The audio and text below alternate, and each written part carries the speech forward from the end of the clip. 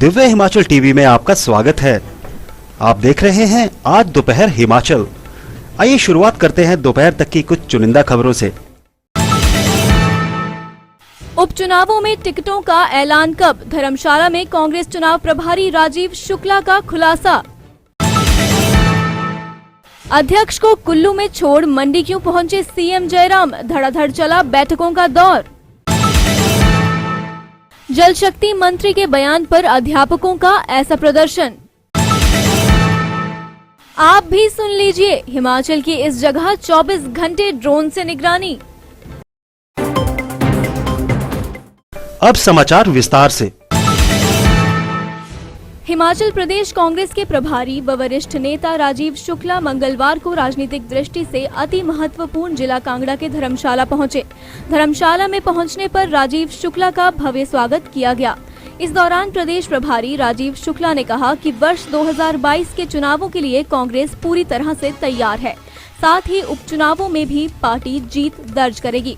टिकटों की घोषणा को लेकर उन्होंने कहा कि जैसे ही चुनाव आयोग द्वारा तिथियां निर्धारित की जाएंगी तो पार्टी की ओर से प्रत्याशी भी मैदान में उतार दिए जाएंगे।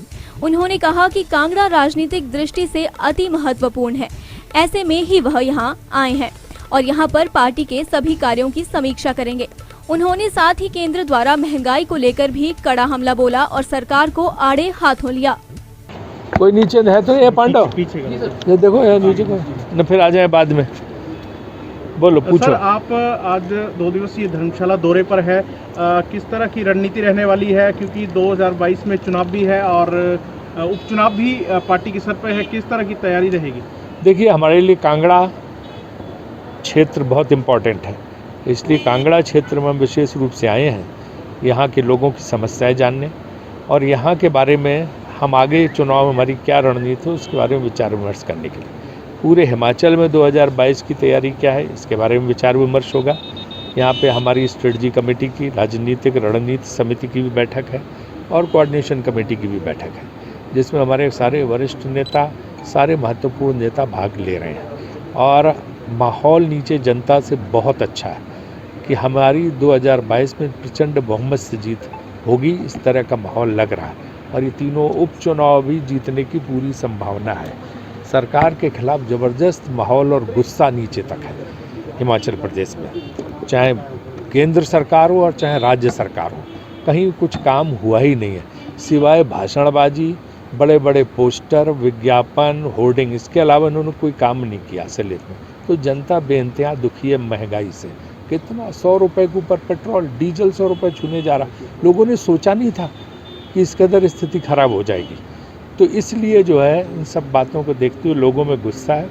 हम रणनीति बनाएंगे, पूरी एकजुटता के साथ लड़ेंगे और हम निश्चित रूप से विजय प्राप्त करेंगे। प्रत्याशियों को लेकर के सर कब तक रहेगा, कब तक प्रत्याशी जो है उपचुनाव? जल्दी उपचुनाव तो घोषित हो तो प्रत्याशी घोषित हो जाएंगे। उपचुनाव की भी तो चुनाव आयोग ने नहीं घोषणा की, जैसे चुनाव आयोग घोषणा करेगा हम प्रत्याशी घोषित कर देंगे। कांग्रेस में जो यहाँ लगातार खेमेबाजी होती रही है उसके कारण पहले भी सत्ता से बाहर होना पड़ा। क्या 2022 के लिए पार्टी एकजुट होकर? देखिए, ऐसी कोई राजनीतिक दल नहीं जिसमें थोड़ी बहुत खेमेबाजी ना हो। सबसे बड़ी खेमेबाजी तो भाजपा में है। उनसे पूछा है सवाल, उनके यहाँ कितनी बड़ी खेमेबाजी है? उनके यहाँ तो भयानक खेमेबाजी है। हमारे यहाँ तो ठीक है, सब मित्र फिर भी सब साथ बैठते हैं और वो रास्ता है, उसका कोई दिक्कत नहीं आएगी। कोई खेमेबाजी नहीं, सब मिलजुल के लड़ेंगे।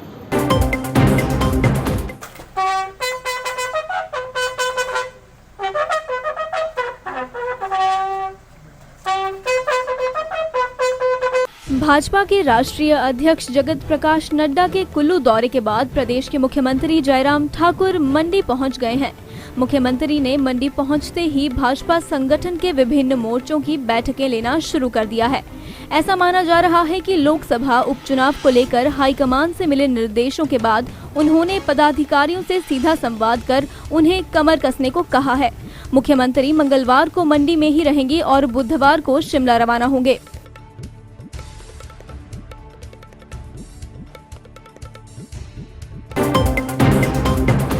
वल्लभ कॉलेज मंडी में मंगलवार को अध्यापक संघ ने काले बिल्ले लगाकर ठाकुर महेंद्र सिंह के शिक्षकों को लेकर दिए बयान पर रोष व्यक्त किया। अध्यापक संघ का कहना है कि पूरे प्रदेश में सभी अध्यापक कोरोना काल के दौरान से सभी क्षेत्रों में अपनी सेवाएं दे रहे हैं। बावजूद इसके उन्हें इस तरह के शब्द कहना उचित नहीं है। अध्यापकों ने जल शक्ति मंत्री से सार्वजनिक रूप से माफी मांगने की बात कही है। उनका कहना है कि यदि जल शक्ति मंत्री सार्वजनिक रूप से माफी नहीं मांगते हैं तो आने वाले समय में उनके द्वारा मंत्री का घेराव किया जाएगा। President Himachal government college teacher association, अभी जो 2 दिन पहले हमारे माननीय जल शक्ति मंत्री के द्वारा जो टीचर कम्युनिटी के खिलाफ एक स्टेटमेंट दी गई थी कि मास्क के ने कोरोना काल में बहुत मजे लिए, तो हम उसका जो सेंट्रल एग्जीक्यूटिव स्टेट की ओर से पूरी टीचर कम्युनिटी की ओर से हम उसका खंडन करते हैं, विरोध करते हैं।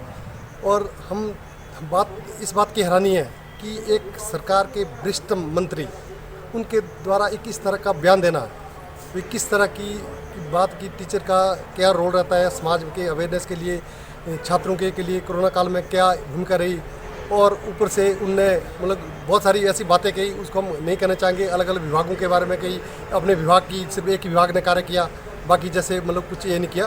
तो हम इसका पूर्ण जोर खंडन करते हैं कि जो माननीय जल शक्ति मंत्री है वो सार्वजनिक रूप में माफ़ी मांगे अध्यापक कम्युनिटी से, नहीं तो आने वाले समय में उनका जगह जगह घेराव किया जाएगा और जो हम उनका विरोध करेंगे, जो कि मतलब अपने पद की अपनी एक बड़पन दिखा के उनको जो है सार्वजनिक रूप से माफ़ी मांगनी चाहिए। हम यही आशा करते हैं। रोहड़ू में 2 दिवसीय दौरे पर आए एसपी शिमला मोहित चावला ने बताया कि शिमला सिटी ट्रैफिक के लिए जल्द ही नई योजना लागू होगी। अब समय आ गया है कि नई तकनीकों को अपनाकर पुलिस अपना काम करे। इसी को देखते हुए शिमला सिटी की ट्रैफिक को नियंत्रित करने के लिए ड्रोन व्यवस्था 2 माह के अंदर शुरू की जा रही है। ड्रोन 24 घंटे शहर की निगरानी करेगा।